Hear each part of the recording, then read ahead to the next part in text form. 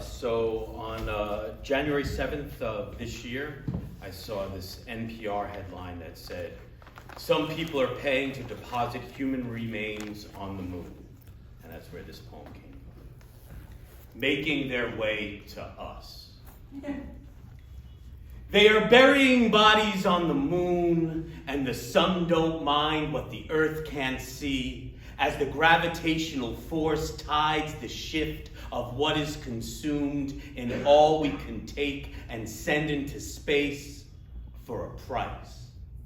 They are burying bodies on the moon, and all the poems about the moon will come true as Shelley's To the Moon wanders the remains of a companion straight into its own hell, straight into its own pale weariness. To the moon, Alice, will become an instruction manual, a joyless eye.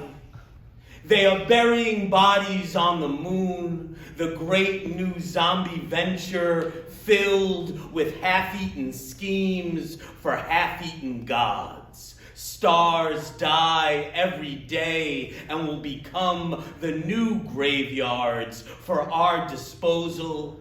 It's not enough to discover new life, but how we take and bury it once found. They are burying bodies on the moon, and the Navajo Nation are the only sensical bodies in this debate, claiming the moon is sacred, and burying human remains there is an act of desecration. Capitalism holds life and death in a sacred gray, like the moon, round, like a quarter.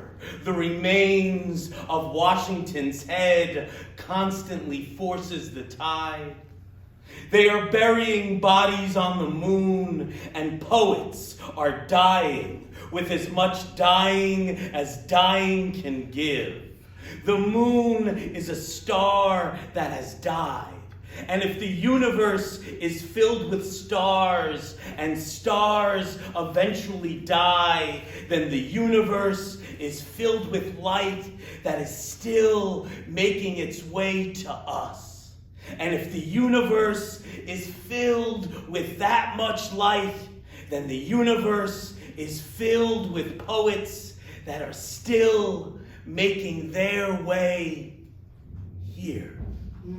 All right.